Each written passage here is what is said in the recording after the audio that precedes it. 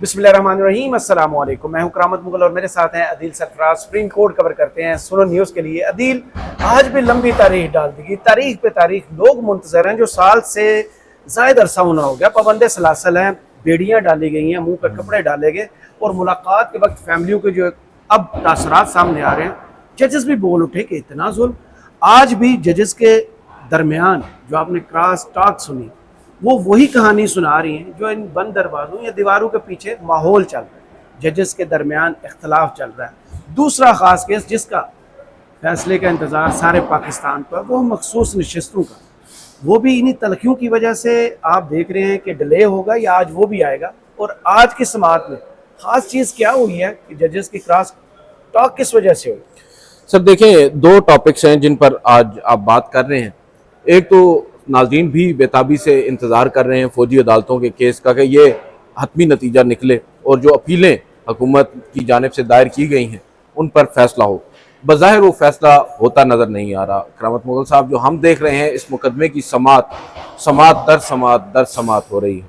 Benches तब्दील होते हैं, 2 से 3 दफ़ा ये बेंच तब्दील हो चुका है। आपने खुद जिक्र किया। चलें, अब तो हम मरकज़ी केस की बात नहीं कर रहे हैं, हम अपीलों की बात कर रहे हैं। जैसे सरदार तारिक मसूद की सरबराही में 6 रुकनी बेंच बना।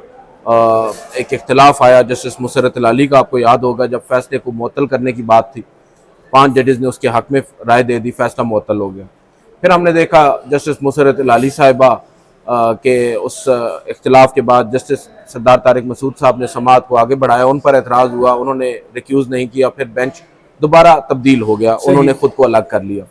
और अब हम देख रहे हैं जस्टिस मुसर्रत अली एक जानिब सुप्रीम कोर्ट में वापस आ चुकी हैं। बावजूद उसके कुछ लोग ये कह रहे हैं उन्होंने एतराज़ किया था या उन्होंने इख्तिलाफ किया था, इस वजह से उन्हें इस नए बेंच में शामिल नहीं किया गया। ताहम on the face of it हमें तो यही वजह नज़र आई कि शायद जस्टिस मुसर्रत अली दस्तियाब नहीं है, इस वजह से अब जो 7 अपनी लार्जर बेंच बनाया गया उसमें वो नहीं है। सही। बहरहाल अब सूरत हाल ये है कि आज 7 जजेस साहिबान बैठे और गुज़िश्ता समाअत की तरह आज भी जो टेक्निकल आस्पेक्ट्स हैं उनके ऊपर ज़्यादा बात हुई। आज जो मैं हैरान इस बात पर हूँ, चलें हुकूमती साइड से तो इल्तवा मांगा जाए या इल्तवा किया जाए, मुकदमे को लटकाया जाए, समझ में आता है क्योंकि वो अपेलेंट्स हैं, मरकजी केस उनके हक में नहीं था फैसला। अब सूरत हाल यहाँ पर यह है कि जो वकील रिलीफ लेने के लिए आए हैं, बेसिकली जिनका फैसला जिनके हक में आया है, जो उसको प्रोटेक्ट करने के लिए आए हैं, वही इस केस को मजीद आगे बढ़ा रहे हैं। टू सम एक्सटेंट मेरी अंडरस्टैंडिंग ये है। आज फैसल सिद्दीकी साहब जो कि सिविल सोसाइटी को रिप्रेजेंट कर रहे हैं और इन फौजी अदालतों के खिलाफ हैं, वो उन्होंने एक नया आर्ग्यूमेंट रखा कि जो ख्वाजा हारिस जिनको वज़ारत दिफा ने वकील किया है उन्हें नहीं करना चाहिए, क्योंकि जस्टिस काजी फायद ईसा साहब एक जजमेंट में कह चुके हैं प्राइवेट वकील नहीं होने चाहिए। उसके ऊपर सर तकरीबन आधा पौना घंटा, देखिए पॉइंट उनका वैलिड है, पॉइंट ये नहीं कि उसको आप मुस्तरद कर दें, मगर टाइमिंग देखें ना, ये बड़ी गलत है। ये चीज़ें आपने पहले डिस्कस करना थी। अगर आपने दरख्वास्त दे दी है उसके ऊपर आप इंसिस्ट ना करें, आप अदालत के ऊपर छोड़ दें। अदालत ने वही काम किया, आपने जो 45-50 मिनट सर्व किए, उसके बाद अदालत ने ख्वाजा हारिस साहब को दलाइल सुन लिया, तो इससे मुकदमा लटक जाता है। और आज फिर यही हुआ। अब समाअत गैर मुइन्ना मुद्दत तक मुलतवी कर दी है। बताया ही जा रहा है कि शायद मौसम गर्मा की तातीलात के बाद बेंच की अवेलेबिलिटी के ऊपर मुनसर है। दूसरी बात आपने तलखी की, आज हम खुद हैरान हुए। जस्टिस शाहिद वहीद और जस्टिस मोहम्मद अली मदर दोनों एक साथ बैठे थे। जस्टिस अमीनुद्दीन खान जो कि बेंच को हेड कर रहे हैं, उनकी बाईं जानिब बैठे हैं जस्टिस मोहम्मद अली मदर और उनकी बाईं जानिब बैठे हैं जस्टिस शाहिद वहीद। अपीलों का मामला था कि कौन कौन से फरीक अपील दायर कर सकते हैं, मुतासरा फरीक होना लाजमी है। उसके ऊपर हमने देखा इन दोनों जजेस साहिबान के दरमियान बाकायदा हार्ड टॉक हुई। इस तरह के जस्टिस शाहिद वहीद ने अगर कोई बात की तो उसके ऊपर जस्टिस मोहम्मद अली मजहर जो है उनकी जगह जवाब देने लग गए अटॉर्नी जनरल साहब को। उस पर जस्टिस शाहिद वहीद ने अपनी अब कह सकते हैं एक डिस्कम्फर्ट शो किया। उन्होंने कहा कि मैं सवाल कर रहा हूँ, जज साहब जवाब दे रहे हैं। जस्टिस मोहम्मद अली मजहर ने भी एक मौके के ऊपर उनके आर्ग्यूमेंट को बिल्कुल ही गलत करार दिया या उसकी नफी की, और दूसरे मौके के ऊपर मुझे ये लगा कि वो खुद वही मौकफ अपना रहे हैं। बहरहाल ये उनकी नोक झोंक आज चलती रही है। समाज चीजें टॉप से नीचे आ रही। देखें, ये अब बहुत से लोग देखें ना, जब आप चीज़ों को नहीं करते शफाफ अंदाज में सामने लेकर आते, जब आप डिले करते हैं गैर मामूली अंदाज में, तो फिर कंट्रोवर्सीज होती हैं, फिर सवालात उठते हैं। और उन सवालात से अब फिर coming to the second topic, अब जजमेंट अभी तक रिजर्व्ड है। जजमेंट रिजर्व होना कोई बड़ी बात नहीं है, मगर मुख्तसर फैसला ना सुनाना एक इन इटसेल्फ बहुत बड़ी चीज़ है। और ख़ास करके चीफ जस्टिस कादी फायज ईसा के बारे में ये मशहूर है कि वो डिले नहीं करते फैसलों जी। और हमारे सामने मौजूद है कि हमने देखा है अमूमन बड़े से बड़ा केस हो, supreme court practice and procedure act में तो सर इससे भी ज्यादा जजेस थे जी, मगर उसी रोज फैसला सुना दिया गया था मुख्तसर, और वो था भी बड़ा कॉम्प्लिकेटेड इशू। इसमें तो जस्टिस मुनीर ने बोल के कहा, बिल्कुल इसका मतलब है ऑलरेडी अंडरस्टैंडिंग थी जजेस के दरमियान के कोई शॉर्ट ऑर्डर सुनाया जा सकता है। देखें, अंडरस्टैंडिंग होना या ना होना, उसको अंडरस्टैंडिंग का लफ्ज देना मैं समझता हूँ कि शायद मुनासिब ना हो, लेकिन एक चीज तो है ना, जब जजेस साहिबान ने जिन्होंने फैसला सुना है वो खुद ये कन्विंस है कि भाई हमारा माइंड बन चुका है, तो फिर फैसला सुना देना चाहिए। और अगर आप समझते हैं कि आपने अभी नहीं सुनाना तो आप वक्फा कर लें, थोड़ी सी जाके आपस में मुशावरत कर लें कि पॉइंट्स सबके नोट कर लें। जैसे लाइव स्ट्रीमिंग में आपने चलते केस के दौरान ब्रेक ली थी, जाके मुशावरत की थी, आगे फैसला सुना दिया था। वो मामला थोड़ा सा सिंपल था, लेकिन चलते केस अब मुशावरत की बात, जो मैं बात पॉइंट की तरफ आ रहा हूँ ना, जो आज हम तलखी देख रहे हैं, लोग इसको भी मखसूस नशिस्तों के केस के साथ जोड़ रहे हैं। सही, क्योंकि कल भी आपको मालूम है 13 जजेस सर जोड़कर बैठे, आज भी इतलात ये आ रही हैं कि शायद दोबारा उनकी मीटिंग है, अभी तक कंफर्म नहीं किया गया बहरहाल, लेकिन बहुत से लोग जोड़ रहे हैं इस चीज को कल की मीटिंग के साथ, और शायद ये कह रहे हैं कि वहां पर कुछ ऐसा हुआ कि आज ओपन कोर्ट में जजेस साहिबान एक दूसरे को ही बाकायदा टोक रहे हैं, रोक रहे हैं, और एक दूसरे के आर्ग्यूमेंट को बिल्कुल ही नलीफाई कर रहे हैं। तो ये माहौल सर बड़ा खराब है। अभी आपने बात की इंडियन सुप्रीम कोर्ट की, थोड़ी देर पहले आप मिसाल दे रहे थे, बिल्कुल वैलिड मिसाल बन सकती है यहाँ पर भी अगर मजीद ताखीर बरती जाएगी। गुज़िश्ता रोज मैं और हसनात मलिक साहब हम एक वीडियो कर रहे थे, उसमें हमने भी यही बात की और इस खदशे का इजहार किया। तो मैं थोड़ा सा रेफरेंस बताता चलूं, 2018 में इंडियन सुप्रीम कोर्ट दीपक मिश्रा साहब थे उनके चीफ जस्टिस, बिल्कुल उनके एतराज के तौर पर जितने सीनियर चार जज थे वो आए, एक कत्ल का मुकदमा भी था और रोस्टर से भी बेंच कैसे बनाए जाते हैं उस पर भी उनमें एतराज था, और कुछ फैसला एक रिजर्व था उस पर भी उन पर एतराज था कि सुनाया क्यों नहीं जा रहा। वो आए और अवाम के सामने पहली दफा कि जमहूरियत को खतरा है ये टैग लाइन लेकर आए और उन्होंने प्रेस कॉन्फ्रेंस कर दी और पूरा भारत देखना, 4 सीनियर मोस्ट जजेस जी। तो यहाँ पर भी देखें 8 समातें हो चुकी, उसके बाद 2 दफा लंबी ब्रेक हो चुकी, एक दफा 3 दिन की आपको याद है, फिर 7 दिन की पड़ी, और उसके बाद एक फुल कोर्ट हो चुकी। अब बात जस्ट चल रही है कि दूसरी फुल कोर्ट के भी इम्कानात हैं, लेकिन जो काजी साहब के मूल के बारे में दलात आ रही है मुश्किल है। वो फुल कोर्ट नहीं, 13 जजेस की मीटिंग, लार्जर जो थे 13 जज, वही बिल्कुल ऐसे ही। तो यहाँ पर क्या ऐसा माहौल बनता हुआ नजर आ रहा है जैसे आज कोर्ट में रिकॉर्ड पर आ गया जैसे शायद वही अली मोहम्मद बजर साहब। देखिए, इख्तिलाफ राय तो सर होना कोई इतनी बुरी बात नहीं है, मगर हम ये समझते हैं कोर्ट रिपोर्टर्स की कमरा अदालत में जब इस तरह की बात होती है, जजेस के दरमियान तलखी होती है, तो उससे नेगेटिव पॉइंट्स आते हैं और उससे तासुर ये जाता है कि शायद बिहाइंड क्लोज डोर्स इससे भी ज्यादा सख्त गुफ्तगू होती है। और फिर आपको तो मालूम है आजकल सोशल मीडिया फैक्ट्री के ऊपर फिर तुक्के भी लगाए जाते हैं, और वो तुक्के जो हैं वो फिर बड़े एक्सट्रीम लेवल पर चले जाते हैं। सही। उसमें कैसी कैसी बातें आपको मालूम है, बड़े पर्सनल लेवल के भी अटैक्स होते हैं, और उसका जवाब जो है बदकिस्मती के साथ यहाँ से ही उनको मिलता है। जब आप खुद उनको कोई लूज बॉल कराएंगे तो फिर उन्होंने तो खेलना है उसके ऊपर, उनका तो कई लोगों का तो रोजगार है ना सर इस बात पे कि उन्होंने तो नेगेटिविटी फैलानी है। अब मसला यह है कि supreme court in the first place अगर इस चीज को क्लैरिफाई कर देती या एक क्लैरिटी आ जाती, और ये जो मीटिंग्स होती हैं इन मीटिंग से भी बड़ा एक मनफी तासुर जाता है। गो कि अभी हमारे एक दोस्त है नासिर इकबाल साहब, वो तो अप्रिशिएट कर रहे थे काजी फायज ईसा साहब को कि कम से कम उनके दौर में हम ये तो देख रहे हैं कि जजेस साहिबान बिहाइंड क्लोज डोर्स भी मिल बैठते हैं, सर जोड़ते हैं। और नो डाउट सर वो कहते हैं ना, give the devil his due. आप जिस शख्स ने अगर कोई अच्छा काम किया है तो आप उसको डिनाई तो नहीं कर सकते।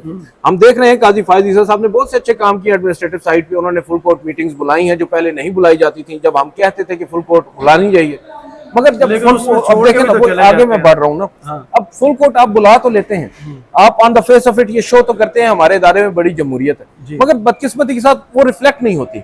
सही, ठीक है, जब चीज बाहर आती है तो फिर उससे मजीद चीजें जो है वो मनफी तासुर उनसे ज्यादा निकलता है। तो बेशक आपकी इंटेंशन जो भी होगी, जो चीज सामने, अब जैसे वो एक बड़ी मशहूर मार्टिन लूथर किंग की आई गेस सेइंग है ना कि justice should not only be done but seen to be done. Absolutely. तो यहाँ पर चीफ जस्टिस काजी फायज ईसा ने भी हाल ही एक फैसले में, गालिबन भुट्टो साहब के फैसले में ये कोर्ट उनको दोबारा रिप्रोड्यूस किया, मगर देखना ये है ना कि आप क्या इंसाफ आपकी अदालत में भी होता हुआ नजर आ रहा है। शायद ये ज्यादा सख्त बात है, लेकिन इस वक्त बदकिस्मती के साथ ये तासुर बढ़ता जा रहा है। अब हम बात कर रहे हैं इंडियन सुप्रीम कोर्ट की। नो डाउट सर, अब सवाल उस तरफ जाएगा, बात उठेगी, क्योंकि आप जवाब फराहम कर रहे हैं, आप क्यों कर इस मुकदमे का फैसला अनाउंस नहीं कर रहे हैं। हाँ, फैसले में ताखीर हो सकती है ना, जजेस को अपने अपने नोट्स भी लिखने होते हैं। अक्सर औकात ये होता है क्योंकि इतने कॉम्प्लिकेटेड इश्यूज हैं, हर इशू के ऊपर अलग अलग आपने अपना ओपिनियन पहले तो बनाना है, उसके बाद उसको फिर जस्टिफाई भी करना है। गो कि ये तो शॉर्ट ऑर्डर है, इसमें आपने जस्टिफिकेशन नहीं देनी, रीजनिंग नहीं देनी। रीजनिंग तो डिटेल होती हैं, वो बाद में जारी हो सकती हैं, मगर आपको शायद अपने थॉट्स को कंपाइल करना है, उसके बाद आपको उन्हें तहरीरी शक्ल में देना है, और फिर आप एक नतीजे पर पहुंचेंगे कि ये फैसला फलां शरह से आया। ये भी हो सकता है कि मुतफिका हो, मगर बज़ाहिर तो होता नजर नहीं आ रहा। अगर मुतफिका होता तो उसी दिन हो जाता। अब सूरत हाल कुछ ऐसी नजर आ रही है कि चीफ जस्टिस काजी फायद ईसा, जो हमारे अंदाजे हैं उनको तो आप छोड़ देना, हम तो यहाँ पर खड़े होकर तुक्के लगाते हैं बकौल जजेस, और हम शायद रेटिंग के लिए ये सब कर रहे होते हैं, मगर अगर लेकिन जो उन्होंने बोला होता है उसका एनालिसिस भी तो होता है ना सर। हम तो उसी को देख के करते हैं ना, हमारी कोशिश यही होती है। अब हमारी तो ख्वाहिश ये है कि सुप्रीम कोर्ट फैसला दे, चाहे सुन्नी इत्तेहाद कौंसिल या पीटीआई के हक में दे, चाहे उनकी इलेक्शन कमीशन के हक में दे और उस फैसले को बरकरार रखे। हमें उससे सरोकार नहीं है। हम तो ये देखेंगे ना कि फैसला क्या हुआ है, किन नुकात पर किया गया है, उसके मेरिट्स डीमेरिट्स जो चीजें होंगी हमारी नाकिस राय में, हम तो कानून को भी इतना नहीं समझते, उसके ऊपर हम बात कर लेंगे। बिल्कुल। और अदरवाइज जो हम अब एतराज या बात या जो तहफुजात का इजहार ओवरऑल मीडिया कर रहा है या इवन आम पब्लिक कर रही है, वो इस बात पर कर रही है कि जारी क्यों नहीं हो रहा फैसला, एडमिनिस्ट्रेटिव साइड पर क्या कुछ हो रहा है। ये जो एडमिनिस्ट्रेटिव साइड है, ये जो अभी मैं दोबारा सुप्रीम कोर्ट की तरफ आऊंगा इंडियन, वो भी एडमिनिस्ट्रेटिव मामलात थे जी। कुछ अहम तरीन मुकदमात जो हसास नौयत के मामलात हों या पब्लिक इंपॉर्टेंस के मामलात हों, उन पर अपने लाइक माइंडेड जजेस पर मुश्तमिल, और वो भी जूनियर जजेस पर मुश्तमिल जज बेंचेस बनाए जाते थे, या ऐसे जूनियर जजेस को मुकदमात दिए जाते थे इंतहाई अहम किस्म के। उससे एक आप कह सकते हैं सीनियर जजेस जो हैं उन्होंने ये तासुर लिया कि शायद यहाँ पर कुछ मिलजुल कर किया जा रहा है, और सीनियर्स को नजरअंदाज किया, इल्जाम लगे बेंच फिक्सिंग के, वही वो इल्जाम लगा। बिल्कुल। और उन्होंने क्या किया, वो खैर जो उन्होंने किया, मैं तो उसके भी हक में नहीं हूं कि आप टीवी पर जाकर, जजेस का काम नहीं है ना टीवी, आपके पास ज्यादा नहीं है काम जी, टीवी पर जाकर नहीं है काम। यहाँ पर इसी अदालत के अहाते में एक इल्जाम लगता है कमिश्नर रावलपिंडी की तरफ से कि इस दो बड़े जो आईनी इदारों के ओहदेदार हैं, काजी साहब और सिकंदर सुल्तान मिर्जा राजा साहब, वो जो है मेरे साथ उनको भी फांसी लगाया जाए, क्योंकि यहाँ इलेक्शन में धांधली हम सब का प्लान था। ये उन्हें इल्जाम लगाया। काजी साहब यहाँ खड़े होते हैं, मीडिया से गुफ्तगू कर देते हैं। देखिए वो मीडिया से गुफ्तगू नहीं करते, मैं तो आज भी कहता हूँ, मेरी हंसी निकल जाती है।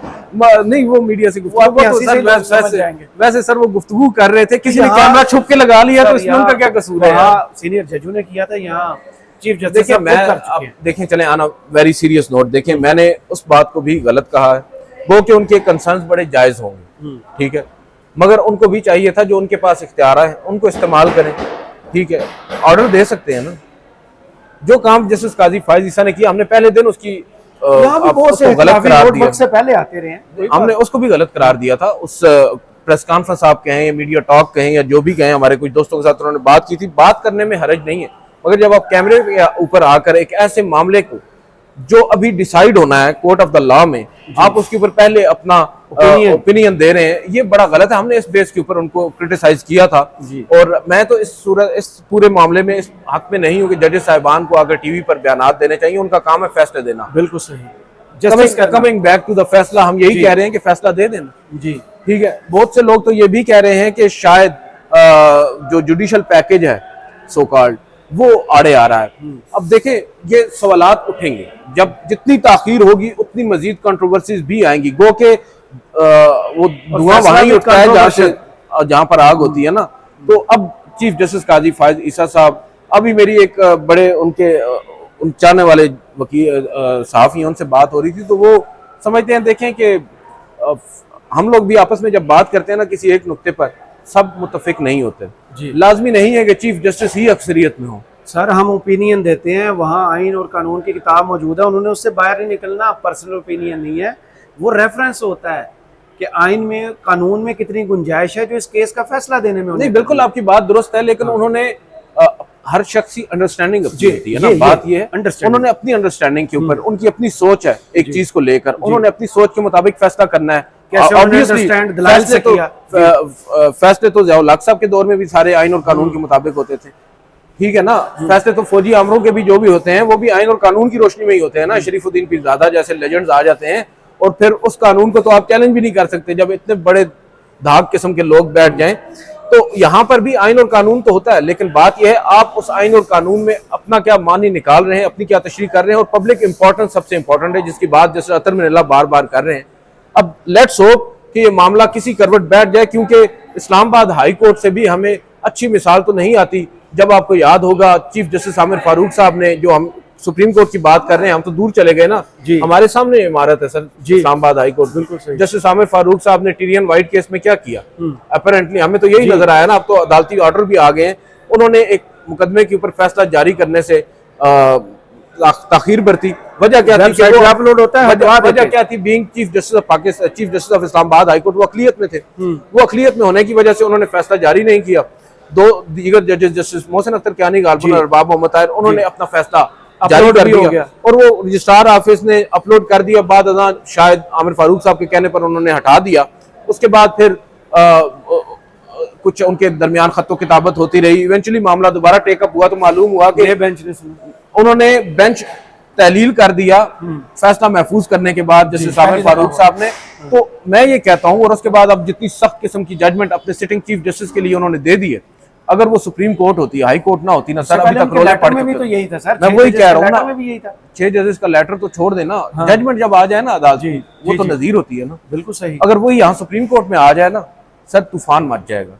तो मैं ये समझता हूँ ऐसा नहीं होगा, क्योंकि सुप्रीम कोर्ट के जो जजेस साहिबान हैं, कितना वेट करना चाहिए मतलब देखें ना, अभी तो हम अज्यूम कर रहे हैं कि शायद कोई उनके दरमियान कोई तनाज़ा है, लेकिन ये भी तो हो सकता है कि अभी तक जजेस साहिबान तमाम जजेस साहिबान कंपाइल ना कर सके हों, अपने थॉट्स को तहरीरी शक्ल ना दे सके हों कि वो क्या ओपिनियन देना चाहते हैं। मैं बात कर रहा हूँ पॉसिबिलिटीज की।